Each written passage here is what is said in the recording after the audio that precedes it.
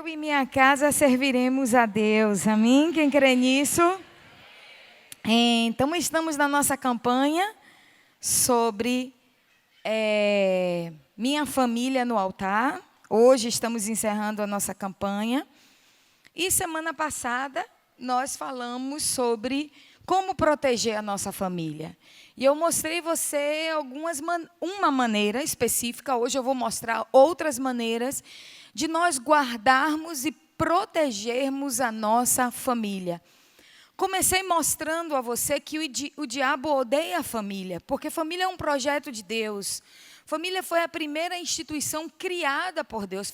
Família não é criação do homem, não foi o homem, não foi o Estado que criou a família. Foi Deus que instituiu a família quando Ele criou o primeiro casal. E a gente percebe, eu mostrei para você nas Escrituras, que por isso o inimigo odeia a família, porque ele odeia tudo o que Deus criou, tudo que Deus ama, o inimigo odeia. E porque ele odeia, ele sempre trabalha para querer destruir as famílias. Eu mostrei na Bíblia alguns momentos em que foi decretado morte sobre as famílias.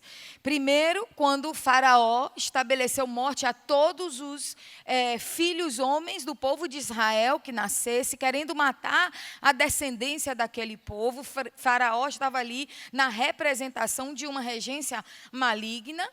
Então, estabelecendo um decreto de morte, e depois ali o rei Herodes, quando ele queria atingir Jesus, e ele estabeleceu também um decreto de morte para todas as crianças, até 2 anos de idade, ali na cidade de Belém.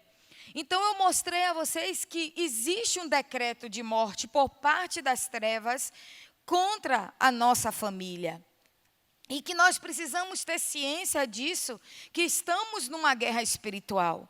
Por isso que às vezes não é coincidência. Situações que acontecem em sua casa de uma hora para outra, está tudo bem, daqui a pouco começa às vezes uma confusão, um esfriamento, uma discórdia, um desacordo e algumas situações querendo tirar a paz e a tranquilidade da sua casa. E você precisa entender que é uma guerra espiritual e se levantar para guardar e para proteger a sua casa. E eu mostrei que também Deus, o inimigo odeia a família, mas Deus ama a família. O inimigo quer destruir, mas Deus quer proteger a nossa casa.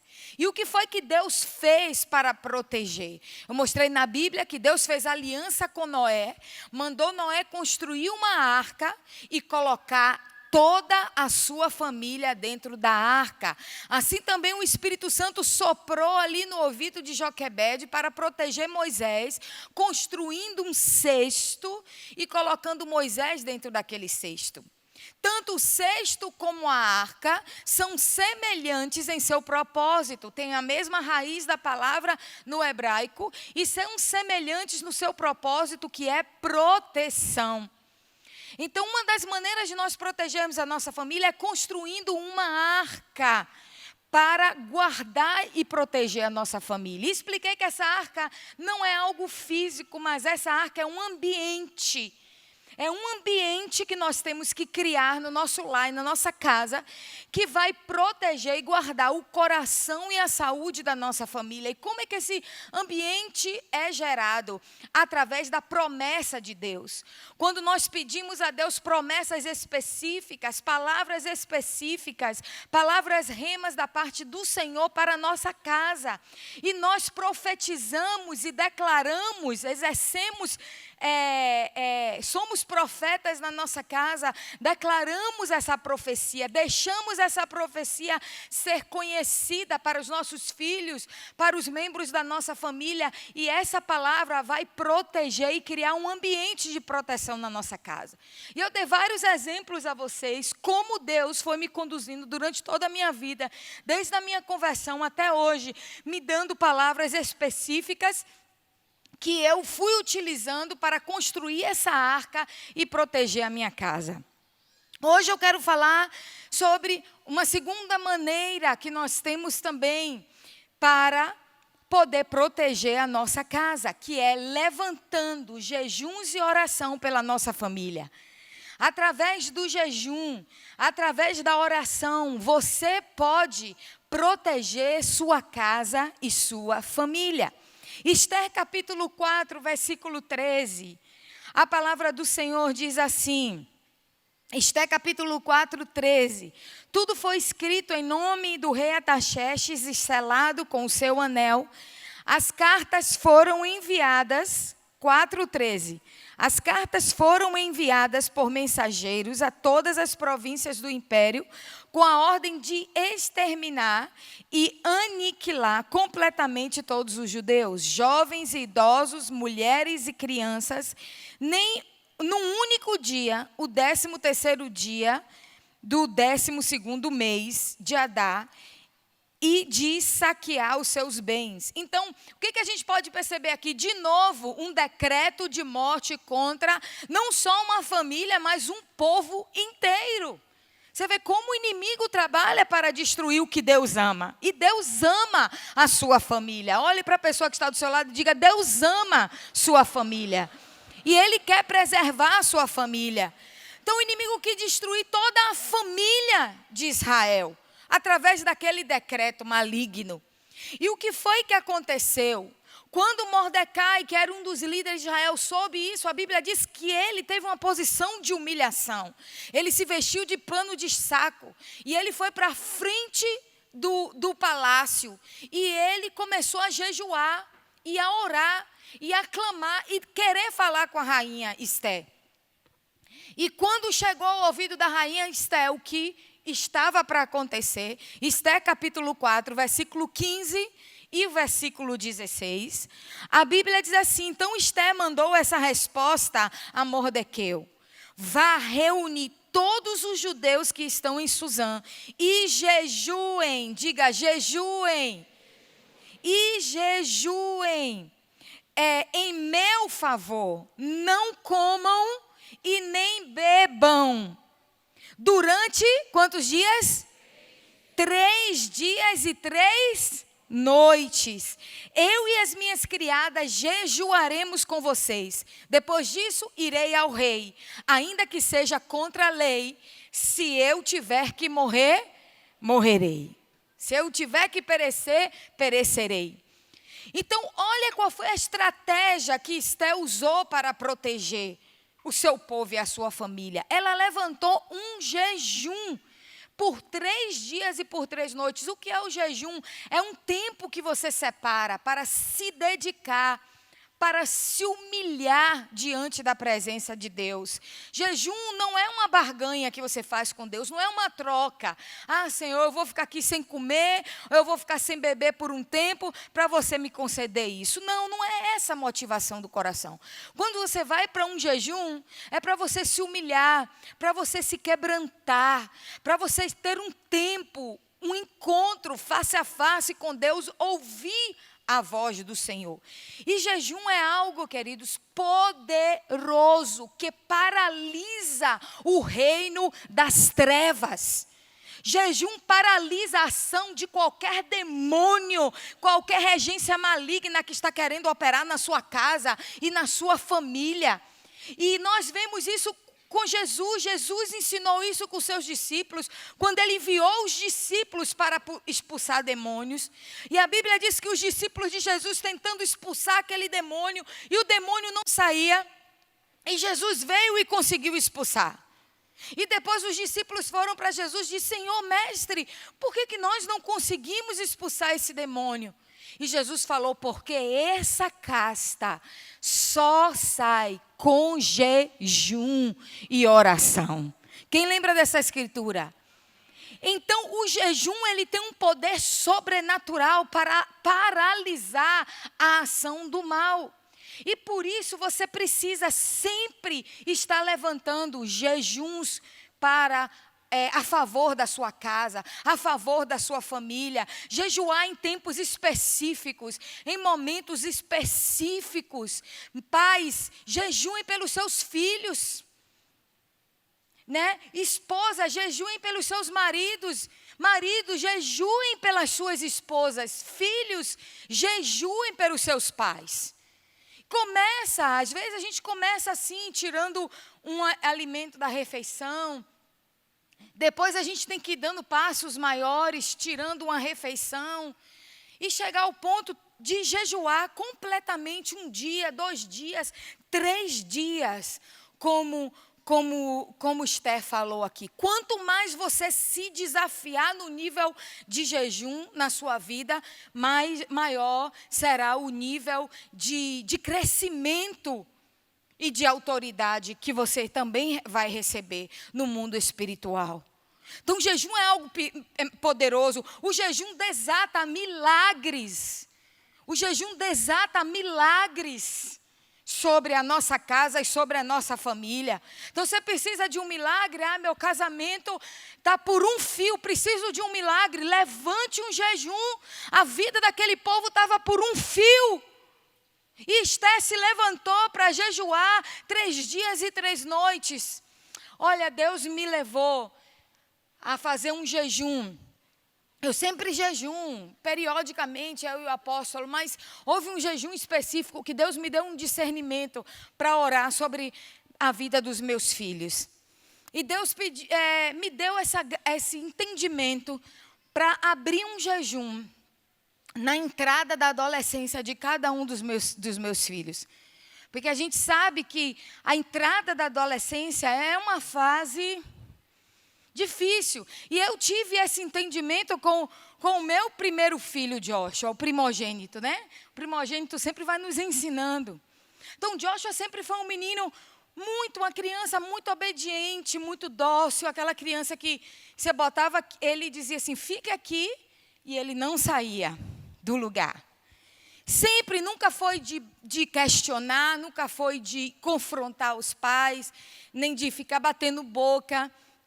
Cada filho é diferente, mas Joshua, quando ele começou a entrar na fase dos 11, dos 12 anos, eu vi que esse comportamento dele mudou e ele começou a me confrontar muito, a me responder naquilo que eu estabelecia, nas decisões. E ali o inimigo começou a querer lançar no meu coração uma seta contra ele. Né? E aquela seta, às vezes, de pensar, ai, que chato. E às vezes de não ter aquele prazer de estar com os nossos filhos. Eu sei que o inimigo planta isso também no seu coração. E no coração de muitas pessoas. Principalmente nessa fase que o mundo já chama de aborrecência. Né? E aí, quando eu discerni isso, eu falei, não, isso não é de Deus, não, isso é do diabo. Isso é do maligno. Eu já sei, eu vou fazer um jejum. Eu vou fazer um jejum abençoando essa fase do meu filho e profetizando que não vai ser uma fase de aborrecência, vai ser uma fase maravilhosa. E eu fiz um jejum de 7 dias. Pela primeira vez, querido, nunca tinha feito um jejum de 7 dias. Eu me desafiei e eu entrei num jejum de 7 dias pela vida do Joshua.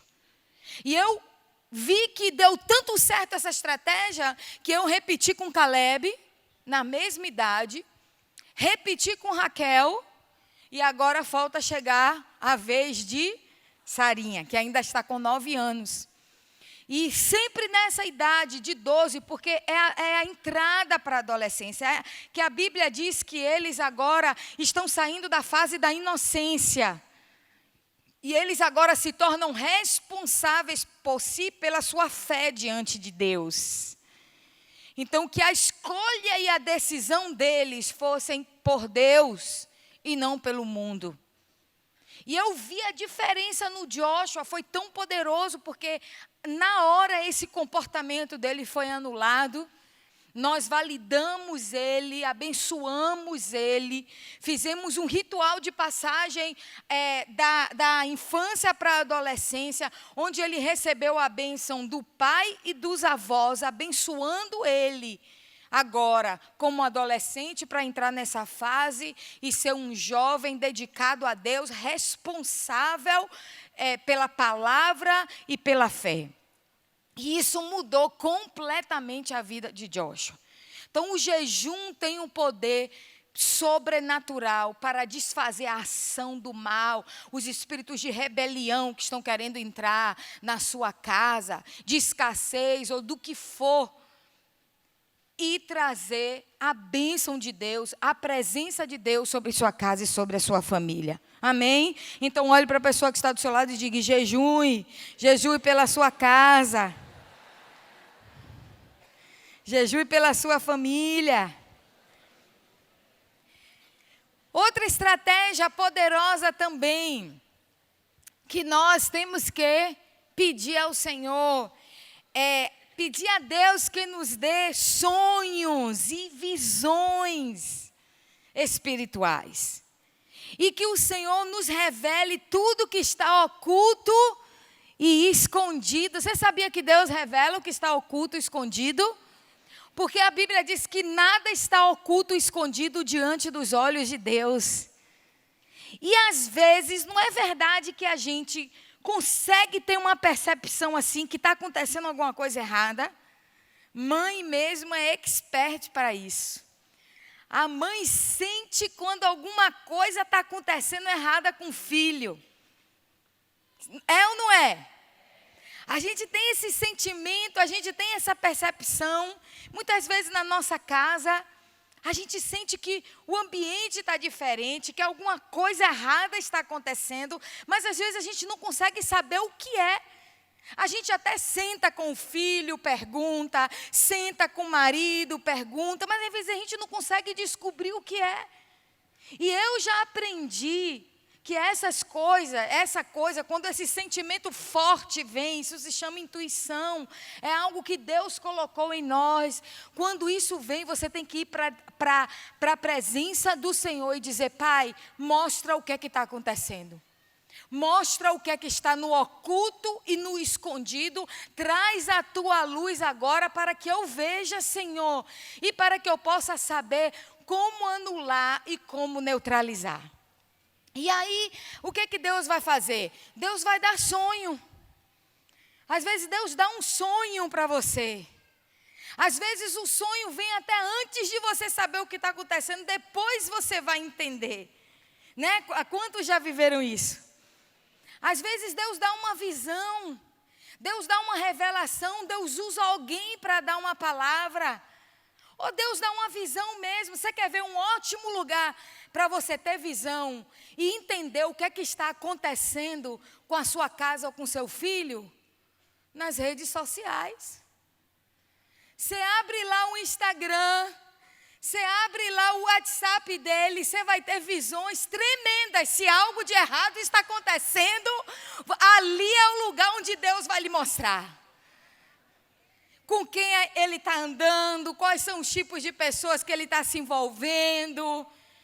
Por isso que é importante e eu incentivo vocês a viver um relacionamento de transparência dentro de casa. Né? Filhos não precisam ter senhas de celular escondida de pais. Nem marido de esposa, nem esposa de marido. Afinal de contas, nós somos todos santos e quem não deve, não teme. Amém? Sim ou não?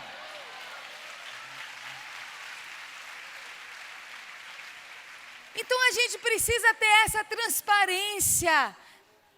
Ter essa transparência porque isso nos protege. Nos protege. E na Bíblia, eu quero mostrar isso para você em Mateus capítulo 27. Como Deus usou ali uma mulher para proteger a sua família, para proteger a sua descendência, dando a ela o quê? Um sonho, dando a ela uma revelação. Mateus 27, versículo 17 ao versículo 19, diz assim, que estando, pois, o povo reunido, perguntou-lhe Pilatos: a quem quereis que eu vos salte, a Barrabás ou a Jesus chamado Cristo? Porque sabia que por inveja o tinham entregado. E estando ele no tribunal, olha, sua mulher mandou-lhe dizer: não te envolvas com esse justo, porque hoje em sonho muito sofri por seu respeito. E versículo 24 e 25 diz: vendo Pilatos que nada conseguia, antes pelo contrário aumentava o tumulto, mandou vir água e lavando as mãos perante o povo, dizendo: estou inocente do sangue deste justo. E o povo todo respondeu: caia sobre nós e sobre nossos filhos, que caia sobre nós o sangue e sobre os nossos filhos. Uau, que declaração tão forte. Então o que a gente pode perceber por essa passagem? Que aquela mulher, a mulher de Pilatos, que a história conta que o nome dela era Cláudia, e que ela era provavelmente convertida ao judaísmo, ela era uma mulher temente a Deus, isso não tem dúvida, porque Deus trouxe para ela uma revelação, em um momento onde as pessoas estavam cegas, sem conseguir ver a graça de Deus, onde pairava trevas. E ela conseguiu ter uma revelação sobre a justiça de Deus, a respeito de Jesus, que Jesus era um homem justo. E ela mandou uma palavra que gerou temor no coração do esposo dela. Disse: não se meta com isso, porque hoje eu tive um sonho e eu muito sofri nesse sonho por causa desse justo. E essa palavra dela protegeu toda uma descendência de uma maldição, protegeu a sua família, os seus filhos, os seus netos, os seus bisnetos, de uma maldição maior. Porque naquele momento ali, Pilatos fez um ato profético lavando as mãos. Ele poderia ter pedido a crucificação, mas ele também ficou acuado. Então ele teve uma atitude e ele fez assim: eu quero hoje deixar claro que eu estou lavando minhas mãos. Em outras palavras, eu não estou fazendo parte disso. Eu estou deixando com vocês. E aí veio essa declaração infeliz, que aqueles homens disseram: que caia sobre nós e sobre nossos filhos o sangue desse homem. E anos depois, querido, aquilo que foi evitado por Esther, porque Esther levantou um jejum e oração, porque o que era para ter acontecido ali com o povo de Israel era um holocausto, era um extermínio. E aquilo que foi evitado com Esther, não foi evitado com Hitler, onde 6 milhões de judeus, entre eles 2 milhões de crianças, foram ceifadas. Então, você percebe como a visão e a revelação de Deus pode nos proteger nossa descendência, proteger nossa casa, proteger nossa família. E a gente tem que pedir isso ao Senhor. Quando a gente sentir que tem um perigo, que a gente não está discernindo direito o que é que está acontecendo, Deus me mostra, Deus me dá um sonho, Deus me dá uma revelação, Deus fala comigo, Deus me mostra o que está acontecendo. Eu já aprendi isso na minha casa, é tremendo. Às vezes eu digo assim para os meus filhos, eu pergunto uma coisa, eu sinto, que tem uma atmosfera assim, eu pergunto, não consigo descobrir nada. Aí eu digo assim: não adianta esconder. Nada fica em oculto. Se eu vou orar, e Deus vai me mostrar. Eles já ficam, porque Deus já mostrou. Deus já mostrou assim, dando visão, no celular. Já protegi eles, tendo visão dentro do celular deles. Deus já me deu sonhos. Eu me lembro uma época que Josh era pequeno. Josh e Caleb, eles tinham por volta de 4 aninhos, Joshua 4 anos, Caleb 2. E foi naquela época que começou os Pokémons. Começou, que agora depois voltou de novo como uma febre, mas foi no início dos Pokémons. E Joshua era apaixonado por aquele Pikachu. E eu não gostava daqueles bichos. daquele Pikachu. E eu ficava, meu Deus. Eu dizia para ele, não, Josh, isso não presta não. Mas aquela coisa de criança, né? Pikachu. Aí um dia Deus me deu um sonho. Que às vezes a gente fica assim, meu Deus, será? Será que eu não estou sendo também chata demais com meu filho? E aí a gente tem que pedir discernimento. Aí Deus me deu um sonho, um dia de noite. E quando Deus me dá sonho, eu sei, quando é de Deus, eu sei que é de Deus. E eu sonhei que eu acordava de noite, eu ia no quarto deles. E quando eu entrava no quarto deles, tinha um Pikachu nos pés da cama deles, comendo os pés deles. E quando eu chegava perto, eu via aquela visão diabólica, aquele bichinho amarelo. Quando eu acordei de manhã, eu discerni, eu entendi.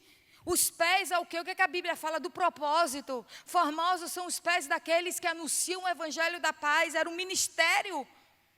E eu me levantei, orei, acordei, ungi os pés deles, repreendi, mandei Pikachu sair pelo poder do sangue de Jesus. De manhã eu botei os dois sentados. Pronto, agora eu já tinha uma base legal e eu exerci minha autoridade. Então eu olhei para ele e falei, Pikachu, não entra mais aqui nessa casa. E falei para os dois o que aconteceu. Pena que eles não estão aqui para contar. Eles estão lá na Conchurch. E eu falei, é um demônio, essa noite ele veio no quarto de vocês e estava comendo o pé de vocês. Até hoje eles lembram disso. Tadinho, eu traumatizei e não sabia. Estava dizendo, eu assustei. E eu falei, você sabe o que representa o pé de vocês? E eu falei tudo, o ministério, pá. Mas eu repreendi, mandei ele embora e acabou. Não tem mais Pikachu aqui. Acabou, ninguém quis saber mais de Pikachu lá em casa. Até hoje, ninguém quer saber. Pikachu está fora. Em nome de Jesus, amém? Mas tudo que é uma base legal, é Deus lhe dar uma estratégia, Deus lhe dá um sonho, que lhe dá força para se levantar contra a ação desses demônios na sua casa e na sua família. E Deus vai te dar esses sonhos, amém? Essas visões, essas revelações, como Ele deu ali à esposa de Pilatos, para proteger toda a sua descendência. E o terceiro, o quarto e último estratégia que Deus nos dá para proteger a nossa família é fazer pacto com Deus pela nossa casa, pela nossa família. Isso é algo poderoso que eu tenho aprendido. Eu tenho aprendido com muitos homens de Deus e eu tenho praticado isso na minha casa e na minha família. E vocês têm visto a colheita disso, a bênção disso sobre a minha família. Porque existe um trabalhar, existe. Eu não tenho sido omissa, eu como mãe, eu tenho me levantado a favor da minha casa e da minha família. Eu estou constantemente atenta e tudo que eu aprendo, eu coloco em prática. E pacto é algo poderoso, porque o pacto, o que é o pacto? É uma aliança. O pacto é um contrato, onde sempre vai existir duas partes ou mais partes envolvidas. Então, o pacto representa o que é a separação de alguém ou a separação de alguma coisa para pertencer a uma única pessoa, a um único dono. E quando você faz aliança, você faz pacto com Deus pela sua família, pelos seus filhos, pelo seu marido, pelo seu esposo, você está ali consagrando eles para o Senhor e declarando que eles pertencem ao Senhor. Eles não precisa nem eles saberem disso. Às vezes nem na igreja eles estão. Mas você está, e como autoridade sobre a vida deles, você já está pactuando e consagrando a vida deles ao Senhor. E isso é sério, no mundo espiritual, isso tem uma força muito grande. O inimigo sabe disso, por isso que o inimigo pede as pessoas que servem a ele também para fazerem pacto com eles. E a gente precisa estar pronto para fazer pacto com Deus. O casamento é uma das melhores exemplos para se entender o significado de um pacto. Porque o casamento é um pacto, é uma aliança entre duas pessoas, entre um casal que se une, duas pessoas que se unem e se tornam uma. Onde uma vai agora pertencer ao outro. Então, um pacto, ele vai produzir o quê? Ele vai produzir uma cobertura. Ele vai produzir um cuidado. Ele vai produzir uma proteção. Quando você faz pacto com Deus, pela sua família, você está colocando sua família em uma cobertura espiritual. Em um cuidado, em uma proteção. Então, num pacto, 1 mais 1 sempre será mais do que 2. A Bíblia diz que um cordão de 3 dobras, ele não se parte facilmente. Quando você une duas coisas, você potencializa a força. Quando há união, há um potencializar de forças. E agora um consegue sustentar o outro. Na fraqueza, na doença. Não é a promessa que a gente faz quando a gente está no altar? Na fraqueza, na doença, na prosperidade, na escassez, até que a morte nos separe. O que é isso? É pacto, é aliança. E nós precisamos fazer isso com Deus e honrar as alianças também que fazemos uns com os outros. Então, e foi Deus que criou a aliança. Deus que criou o pacto. E é uma estratégia poderosa, tremenda, para proteger e guardar a sua família. Para que o fraco se sinta forte. E para levantar aquele que está abatido. Então, o pacto é um casamento com Deus. E todo pacto, ele precisa ser sinalizado. Todo pacto tem um sinal. Quando Deus fez pacto com a nação de Israel, você sabe o que é que Deus fez? Deus deu um sinal àquele povo. Está em Gênesis capítulo 17, versículo 11 e versículo 12. Olha o que diz aí. O Senhor diz assim: terão que fazer essa marca. Diga marca. Que será o sinal da aliança entre mim e vocês. De sua geração em diante, todo menino de 8 dias de idade entre vocês terá que ser circuncidado.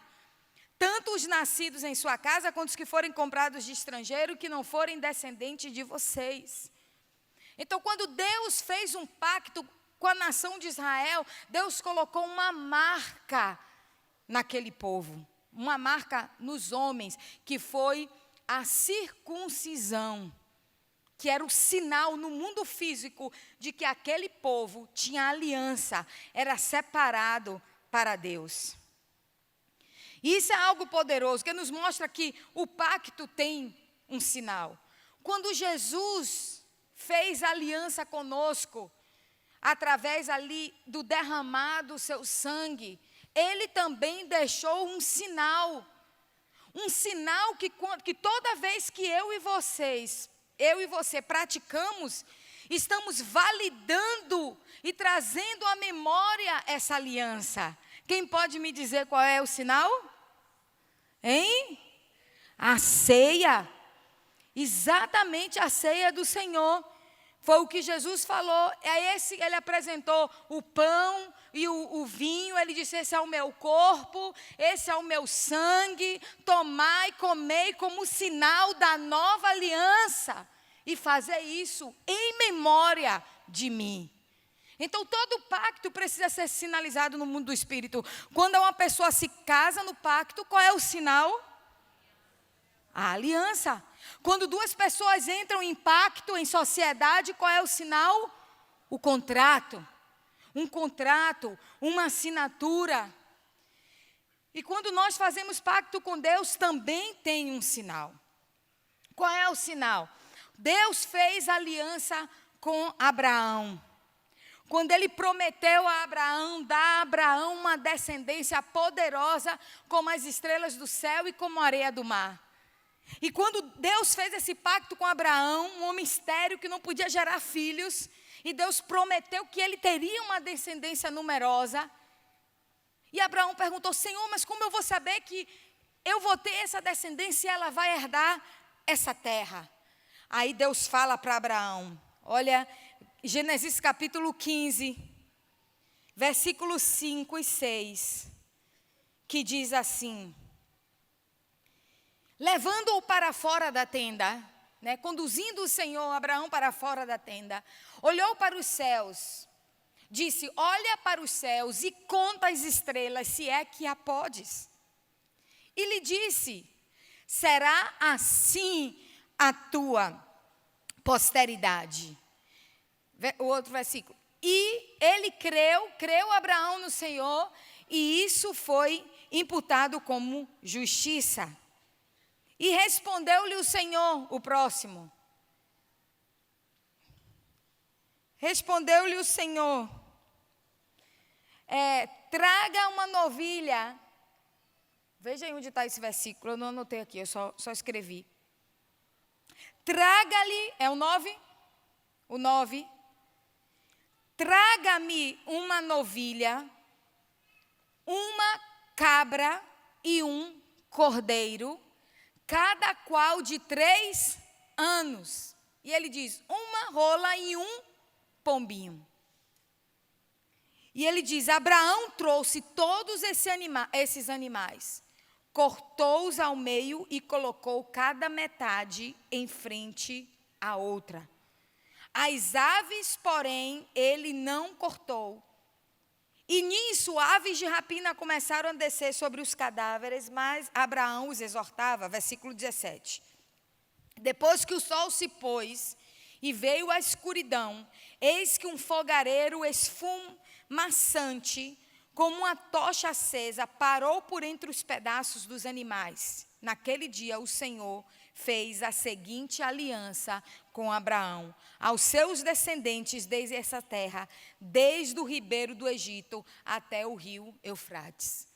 Então, o que a gente aprende aqui? Quando Deus fez uma aliança com Abraão, que daria a ele uma descendência numerosa e uma descendência próspera na terra, falando da família, dos filhos, dos netos, dos bisnetos de Abraão. Quantos aqui querem uma descendência numerosa e próspera na terra? Quantos aqui querem que os seus filhos herdem essa terra? E que haja paz nessa terra quando seus netos nascerem. Que haja justiça no Brasil quando seus netos nascerem. Que eles tenham direito à cidadania, à saúde. Que eles tenham direito à boa moradia. Que eles tenham direito à escola, à educação. Eles tenham direito a boas escolas, a bons trabalhos. Quem deseja isso? Eu desejo isso para os meus netos, para meus bisnetos, para os meus filhos.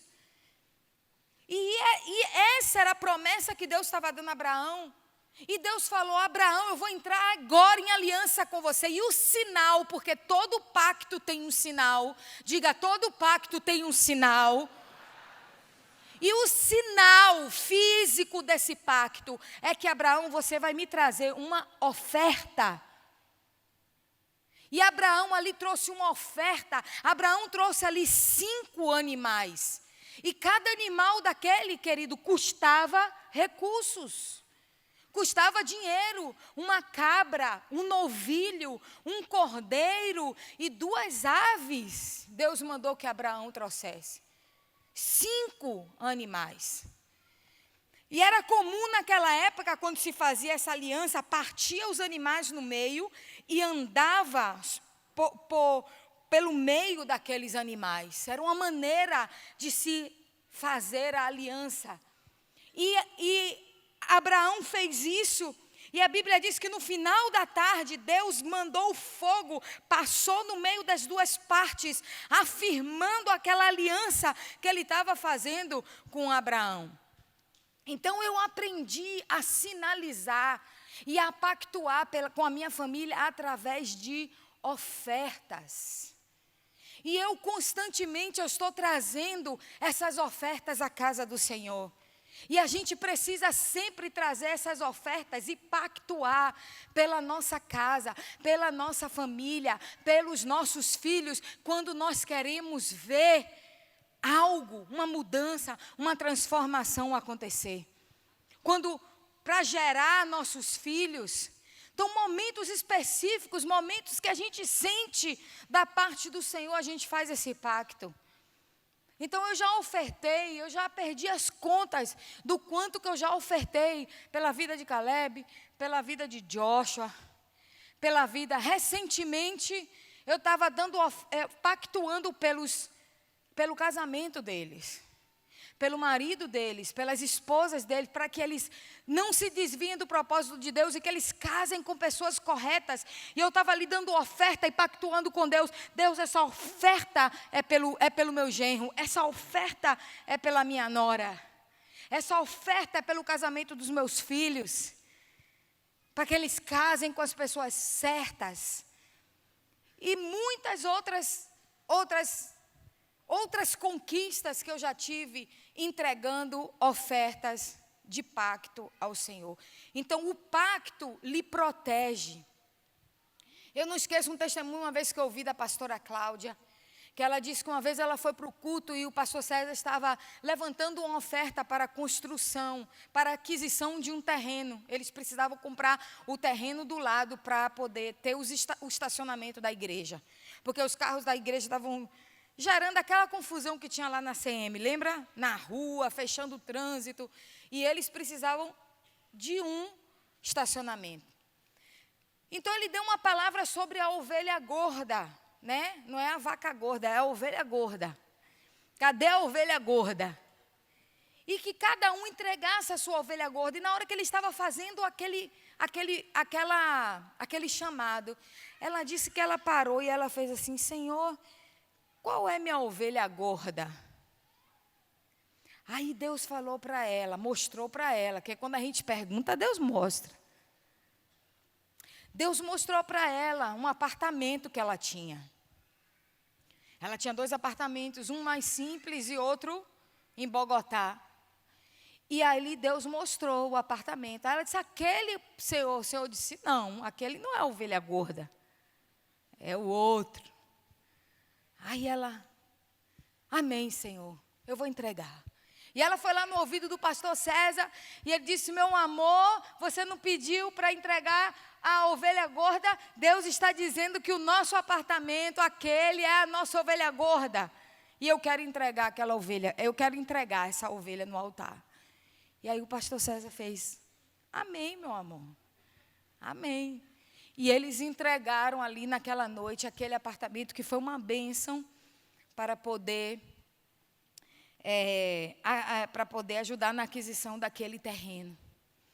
E meses depois, a pastora Cláudia passou por um problema de saúde muito forte. E ela ficou 6 meses internada no hospital, entre a vida e a morte. E foi um período muito difícil que ela ficou ali. Ela não queria que as filhas fossem ver, ela só aceitava o pastor César ali do lado dela.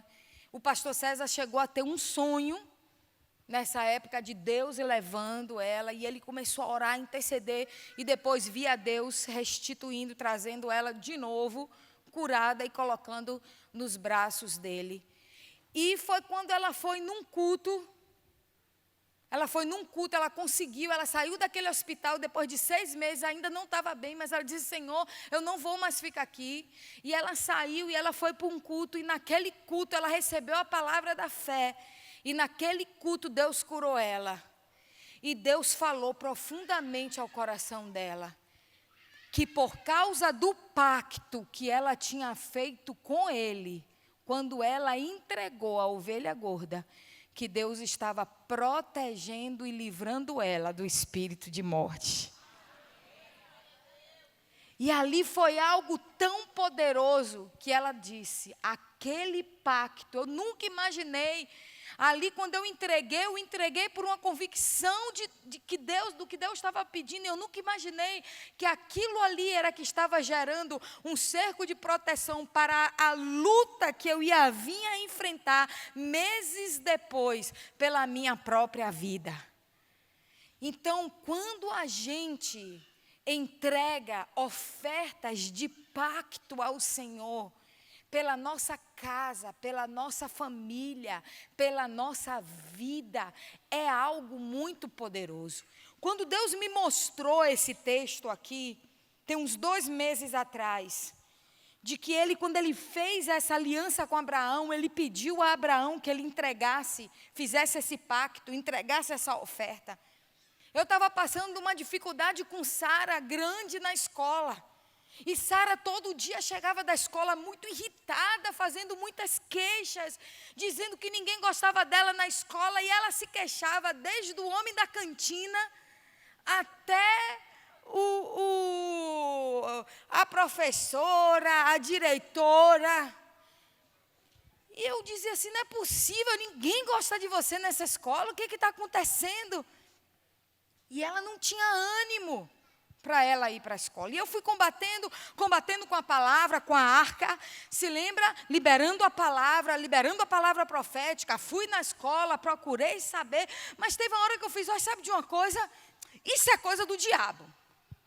Não é possível, o inimigo está colocando o dedo dele aí nesse lugar. E quando eu estava nessa luta, eu li esse texto. E quando eu li esse texto, eu falei, já sei. Vou fazer um pacto com Deus por ela, para que essa situação acabe, para que ela se sinta em paz, para que a escola seja um ambiente prazeroso e que abençoe ela para o aprendizado dela, porque a criança precisa se sentir em paz, ela precisa amar a escola, ela precisa querer ir para a escola, porque como é que ela vai abrir a mente e o coração dela para um aprendizado num lugar onde ela se sente rejeitada e hostilizada? Então eu falei, não, já sei, vou fazer um pacto. Aí eu olhei assim, eu falei, peraí, Abraão deu 5 animais. Tá bom, eu vou fazer um pacto multiplicado por 5. Gente, o que eu vejo na Bíblia eu pratico. Porque essa palavra, aqui está o segredo para a nossa libertação. Eu falei, sabe de uma coisa? 5. Eu vou dar 5 ofertas de R$100. Eu vou dar R$500. E eu vou fazer um pacto pela minha descendência, guardando contra todo espírito de rejeição, de hostilização, de bullying, de seja o que for. E ali eu vim e eu entreguei no altar. Fiz meu envelope e entreguei. Senhor, aqui está pela minha descendência. Como Abraão fez, eu faço contigo esse pacto. Queridos,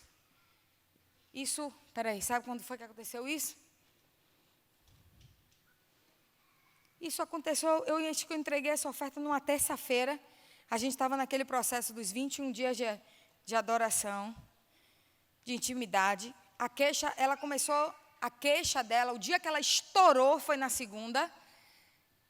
Na terça, eu entreguei o pacto. Na quarta-feira, essa menina estava diferente. Vocês acreditam nisso? Tem gente que não acredita, porque às vezes quando fala de oferta, tem gente que precisa se converter ao Senhor. Queridos, na quarta-feira, a postura já era outra. Na quinta-feira, na sexta-feira, no sábado, eu falei, tá vendo? Como é que a gente ganha nossas guerras? Então, Deus nos deu, através da sua palavra, estratégias para a gente proteger a nossa família. Então, protegemos a nossa família construindo a arca, um ambiente favorável, saudável dentro da nossa casa, onde a palavra deve ser ministrada. Protegemos a nossa família pedindo a Deus, levantando jejuns e levantando orações. Protegemos a nossa família pedindo a Deus que revele o que está oculto, escondido através de visões, de sonhos. E protegemos a nossa família quando nós pactuamos com Deus pela nossa casa. Então vamos ter um coração de pactuar. Porque a Bíblia diz, sabe, que os filhos das trevas, eles são mais astutos. Às vezes, eles são mais ligeiros. Às vezes, os filhos das trevas, eles correm e chegam primeiro do que a gente. O diabo exige pacto para as pessoas servirem a ele no mundo. E são pactos altos. Não são coisas simples, não. São pactos altos. Às vezes exige destruição de lares, de casamentos.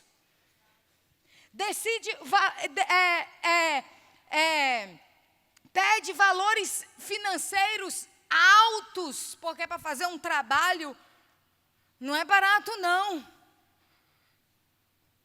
Para fazer um pacto com o inimigo não é barato, não. E você vê as pessoas aí, se lançando para conquistarem, acreditando e se lançando para conquistarem. E nós, como filhos de Deus, precisamos ter o mesmo coração de fazer pacto, aliança com o nosso Senhor, pela nossa vida, pela nossa casa.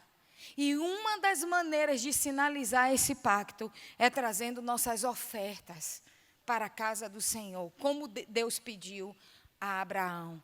E aí nós vamos ver a proteção do Senhor sobre a nossa casa e sobre a nossa família. Amém, queridos? Quantos querem ter sua família protegida? Então vamos ficar em pé. Vamos ficar em pé. E você vai orar nessa hora, com todo o seu coração. Se você estiver aqui com sua família, com seu marido, com seus filhos, eu queria que vocês se aproximassem agora, dessem as mãos. Se você não tem problema. Se você não está aqui com ninguém, traga agora na memória, traga agora no coração, traga agora o nome de cada um deles. Porque a Bíblia diz que a mulher santa santifica o seu marido. Cada vez que você vem à casa do Senhor, você vem por você e você vem por Ele. Amém, mulheres? Você também, marido, cada vez que você vem para a casa do Senhor, você vem por você e você vem por Ele. Cada vez que você dá uma oferta na casa do Senhor, você vai pactuar por você e pela sua família. Cada vez que você levantar um jejum, uma convocação de jejum, a bênção está vindo sobre você e sobre sua casa. Eu e minha casa serviremos ao Senhor. Essa foi uma decisão de Josué. E essa precisa ser uma decisão sua hoje. Não olhe para as circunstâncias. Não olhe o quão distante possa estar a sua família. O quão difícil esteja a situação. Hoje, nesse lugar, você vai ser profeta na sua casa. E você vai levantar a sua voz e você vai começar a profetizar a vida. A vida, onde há morte, haverá vida. Haverá vida. Haverá vida sobre seu lar, sobre os casamentos, sobre as famílias, sobre os filhos, sobre a saúde emocional, financeira. Haverá vida. Levante a sua voz agora e comece a orar pela sua família. Comece a orar com toda a intensidade do seu coração. Comece a clamar. Comece a levantar o nome do marido, da esposa, de cada filho, do pai, da mãe, dos irmãos. Comece a orar e a clamar ao Senhor pela vida de cada um deles.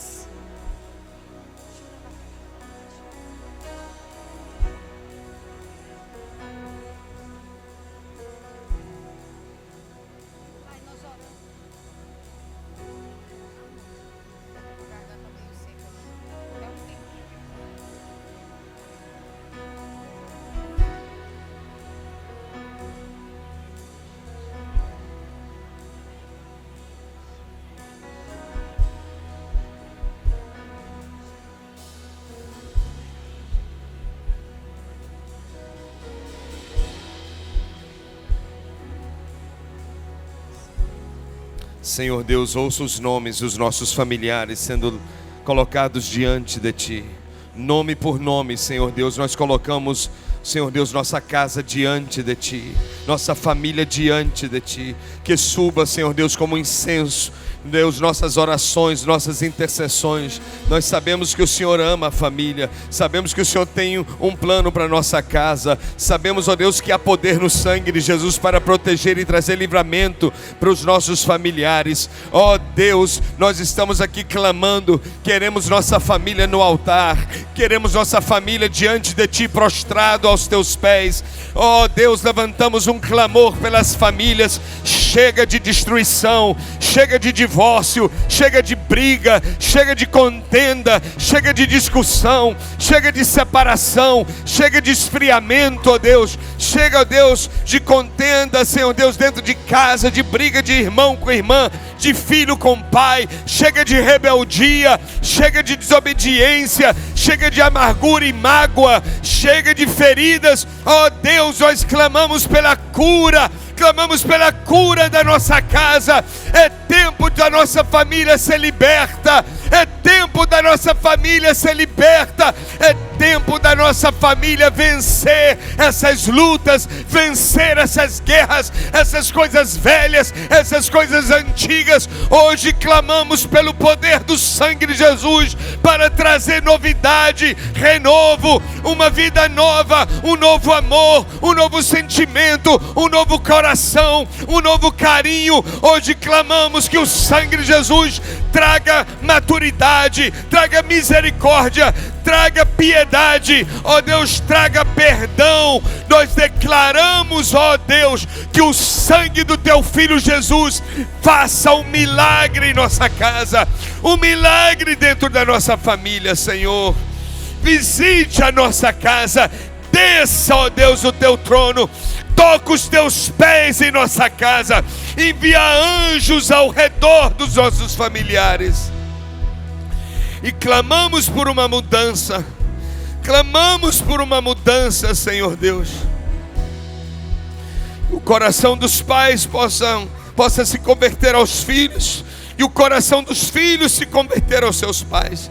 Traz um renovo, uma mudança, Senhor Deus, em meu coração. Eu tenho que mudar, e eu sei que a minha família também vai mudar. Queremos a família no altar, Senhor Deus, Te servindo, Te adorando, se aproximando a cada dia de Ti, e o Senhor se aproximando de nós. Nossa casa é Tua, Senhor. O sangue de Jesus está sobre a família. O óleo que vamos, Senhor Deus, colocar sobre a cabeça de cada um será como a gota do sangue de Jesus. Estaremos profetizando, ó Deus. Nossa casa está debaixo do pacto. Nossa casa está em aliança com o Senhor Jesus Cristo. Eu posso ser o único. Pode ter alguém aqui que só tem um na família que é crente. Mas, meu Deus, toda a família servirá ao Senhor. Chegará esse dia. E hoje esse óleo, essa gota do óleo, será como a gota do sangue do Teu Filho Jesus, que vai redimir toda a nossa família, quebrar toda a maldição. E seremos livres, seremos libertos, seremos curados. Haverá alegria em nossa casa, haverá risada, alegria, paz, prazer de estar junto, prazer de chegar cedo em casa para encontrar os filhos, encontrar os pais e os irmãos. Nós chamamos, ó Deus, uma nova realidade em cada casa. Não haverá briga, não haverá discussão. Nós declaramos, Senhor, que há perdão, há paciência, há mudança em nossa casa.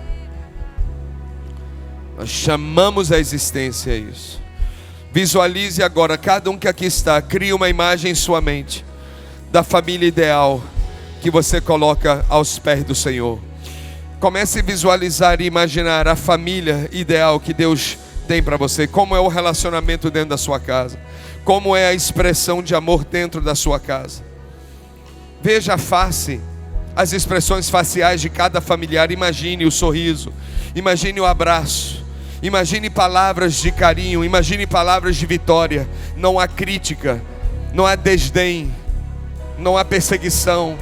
Comece a visualizar e imaginar. Crie essa imagem em sua mente. E agora imagine uma gota do sangue de Jesus vindo da cruz e caindo sobre esta imagem que você criou. E a gota do sangue de Jesus agora sela. É como se pintasse o quadro e colocasse na parede a imagem em que eu sonho. Ali Deus está selando. Isto Deus está selando hoje. E a unção que virá sobre nossa cabeça ao sairmos dessa tenda é uma unção também para que eu possa experimentar mudanças. Porque todos nós aqui não vamos imaginar que quem tem que mudar é a família, é meu marido, é minha esposa, é minha mãe, é meu pai. Não, eu tenho que mudar. Eu tenho que mudar. Eu tenho muita coisa na minha vida que eu vou conseguir mudar por causa do poder de Deus que está na minha vida. E esse óleo que vai nos tocar será profético nessa intenção. Haverá mudança em mim e toda a minha casa. Quem crê pode dar um aplauso ao Senhor Jesus. Nós cremos nisso.